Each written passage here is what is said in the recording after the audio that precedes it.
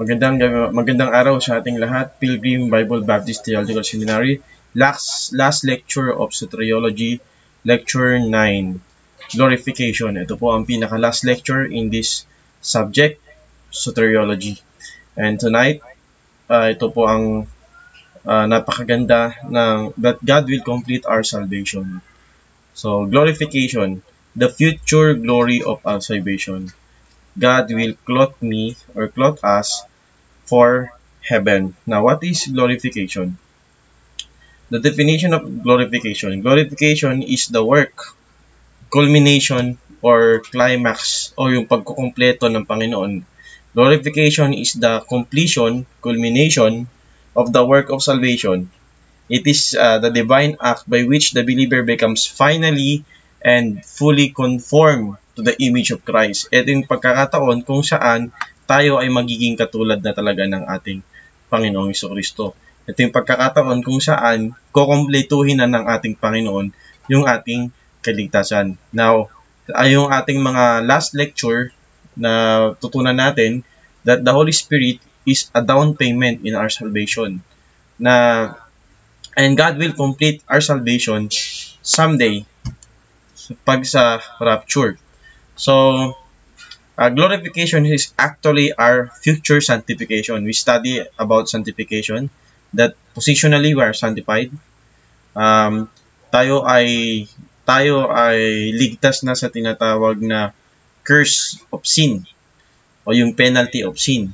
And then progressive sanctification, diba? Tayo ay unti-unting progressively sinatawag na makapangyarihan ng kasalanan.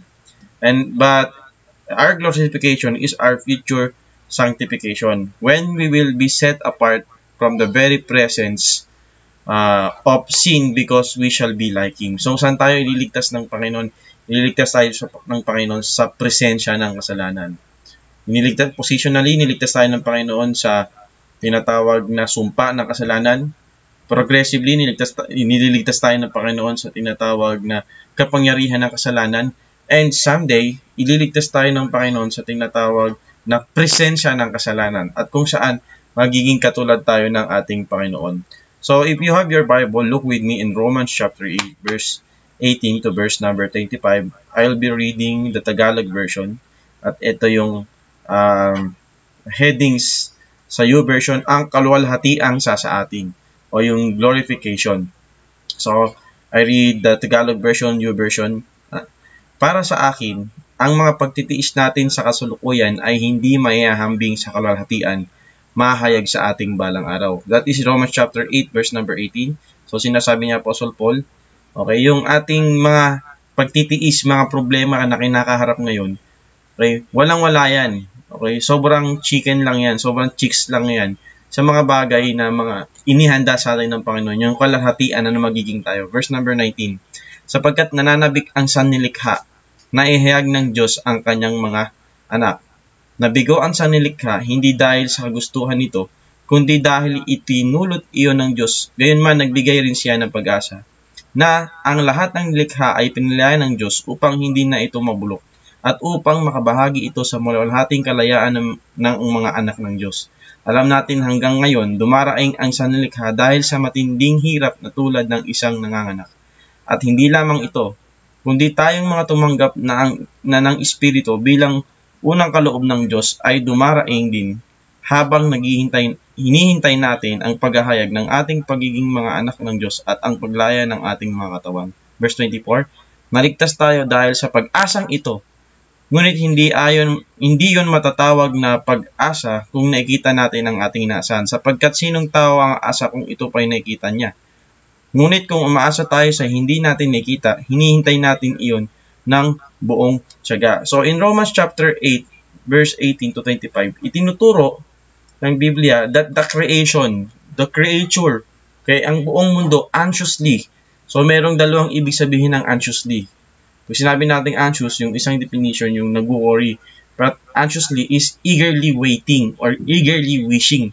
So inihintay ng sannilikha ng creature, okay, our future glorification. Kaya sinabi sa verse number 18, verse number 19, sapagkat nananabik ang sannilikha.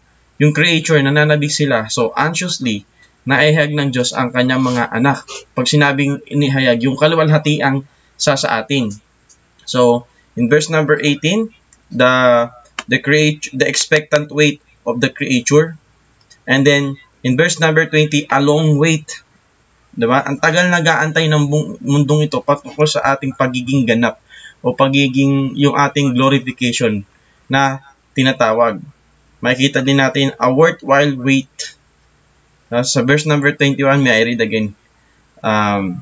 Ang lahat ng nilikha ay pinalaya ng Diyos upang hindi na ito mabulok at upang makabahagi ito sa malahating kalayaan ng mga anak ng Diyos. Ibig sabihin, sabi ni Apostle Pablo, yung kaluwalhatian na sa atin, worth waiting siya. Okay, worth waiting siya sapagkat lahat ng mga paghihirap, pagtitiis, problema na nakakaharap natin ngayon ay hindi ito matutumbasan ng kaluwalhatian na sa atin.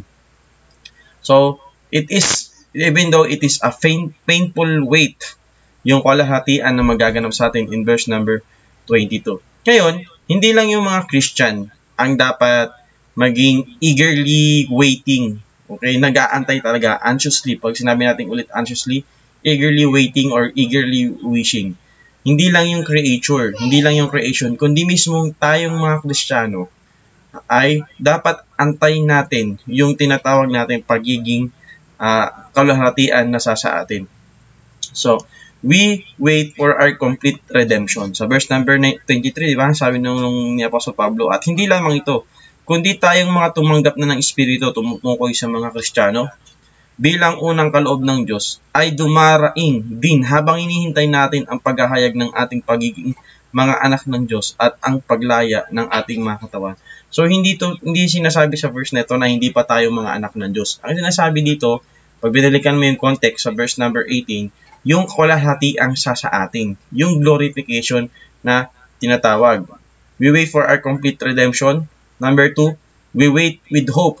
So, pag nag-aantay tayo sa kaluwalhatian na sa atin, na merong hope, na merong pag-asa, in verse 24 to verse number 25, merong pag-asa, naligtas tayo dahil sa ating pag-asang ito. Kaya nga, ang nakikita ay hindi ito matatawag na pag-asa. And then, such a hope requires eyes of faith. Kailangan manampalataya tayo. And then, such a hope inspire patience. Meron tayong pagtsatsaga na magaganap. So, in Romans chapter 8, talang pwedeng dalawang preaching to, no? Isang preaching. The creature anxiously awaits for our future glorification. And we Christian, kung mismo yung creature nga ay non-living things, this world is anxiously waiting for our future glorification. Dapat tayong mga Kristiyano din, na antayin natin o manabik tayo. Pagdating ng araw, may isang pagkakataon na hindi na tayo magkakasala, na magiging katulad tayo ng ating Panginoong Jesucristo. Now, the question is, kailan ba magaganap yung ating glorification? Hanggang nabubuhay pa ba tayo? Pwede pa tayong maging katulad ni Kristo na as in hindi magkakasala? So, mangyayari lang ito sa tinatawag natin the rapture. Again, rapture is not a biblical terminologies, okay? But it is a theological term in order for us to simplify one bunch of teaching. But it is idea that is supported by the scripture. So, yung mga terminologies. So, rapture or resurrection ng mga nauna ng mga saints. So, scripture often describes our salvation as a future reality. May mga pagkakataon sa Biblia na dinidescribe yung ating pagiging ligtas bilang future. So, akala ng iba, oh, hindi ka pa ligtas ngayon. Someday pa. Pero hindi nila naiintindihan na those passage talks about our future glorification or the culminating or completion of our salvation. This reference point to the culmination or completion of our great salvation, our glorification. Romans 13 verse 11 says, now is our salvation nearer than when we believe. So, malapit-lapit na yung ating kaligtasan dahil naniniwala tayo. Hindi ibig sabihin hindi tayo ligtas, hindi pa tayo ligtas. Kundi kukumpletuhin ng Diyos yung ating kaligtasan. In 1 Thessalonians 5 verse number 8, putting on the hope of salvation. So, it is in a future tense. Pero, hindi ibig sabihin hindi pa tayo ligtas ngayon. Kundi kukumpletuhin, completion or culminating yung ating tinatawag na salvation, and that is glorification.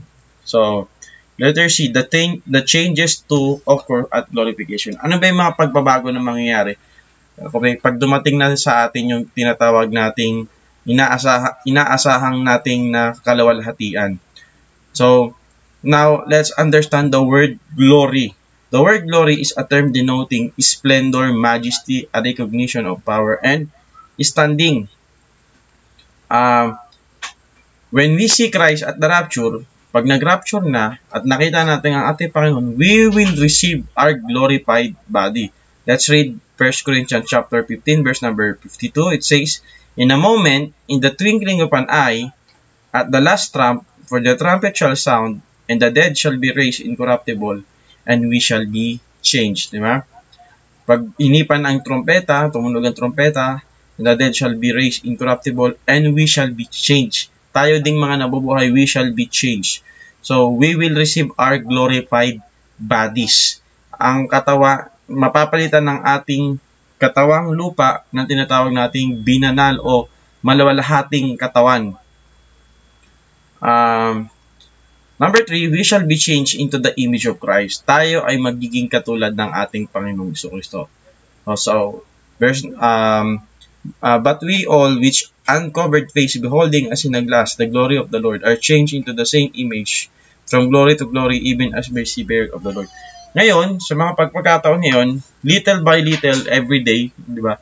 We're changed as we, sa pamamagitan ng tulong ng Panginoong Jesucristo, sa banal ng Espiritu, okay? Tayo ay little by little, nag-turn tayo into the image of Christ. Okay? Pero in the future, for whom He did foreknow, He also did predestinate to be conformed to the image of His Son, that He might be the firstborn among many brethren. In the future, we shall be like Christ, who has a glorified body at hindi na magkakasala. Number 4, we shall appear with Christ in glory through glorification. So tayo, pag makikita natin ng Panginoon, tayo ay makakalasap ng kaluwalhatian. When Christ, who is our life, shall appear, then shall ye also appear with Him in glory. So, number 5, ano pa yung mga mababago? Hindi lang mababago yung tayo ay mako-conform sa image ni Christ, magkakaroon tayo ng glorified body. Number 5, our bodies will be incorruptible and immortal. Kundi yung ating bodies na glorified, it is incorruptible, hindi na nasisira. And it is immortal. It is for life. Okay? Hindi katulad natin as mortal. As we read again, verse number 51-54 of 1 Corinthians chapter 15. "Behold, I show you a mystery. We shall not all asleep." When we say all asleep, hindi lahat tayo matutulog o hindi lahat tayo mamamatay. So, nung time ni Apostle Paul, si Apostle Paul, namatay siya. Pero sinasabi niya, in general, as a Christian, all Christian, but we shall all be changed in a moment, in the twinkling of an eye, at the last trumpet. So, let me explain this. So, nung si Jesus Christ ay nag-resurrect, ayun po yung mark ng last days. Okay? Yun na po yung mark ng last day. That's why, even nung time ni Apostle Paul, pwede nang bumalik ang Panginoon nun. But because of the patience of God, okay, marami pang taong gusto makakilala, and anytime, pwede nang bumalik ang ating Panginoon. But again, nung time ni Apostle Paul, pwede na pong bumalik si Jesus Christ. That's why sinabi ni Apostle Paul, we shall not all asleep. Okay, but we shall be all changed in a moment, in the twinkling of an eye, in the last trumpet, where the trumpet shall sound, and the dead shall be raised incorruptible, and we shall be changed. For this corruptible must put on incorruption, and this mortal must put on immortality. This mortal body will put in immortality. So, our bodies in glorification. Number 6, ano pa yung mga mababago? Our bodies in glorification will not be subject to human limitations. Hindi na katulad ng katawan natin kasi mortal into immortal. Yung mga, meron tayong as a human, having a mortal bodies, we have limitations. But someday, when we have our glorified body, meron na pong mga human limitations. So, we don't know specifically what is that. in Philippians chapter 3 verse number 21, it may be passion like unto his glorious body, so si Jesus Christ, di ba? Yung siya ay nasa glorified body na, ay sabi ng the Bible described that the clothes was shut. Nandun na yung mga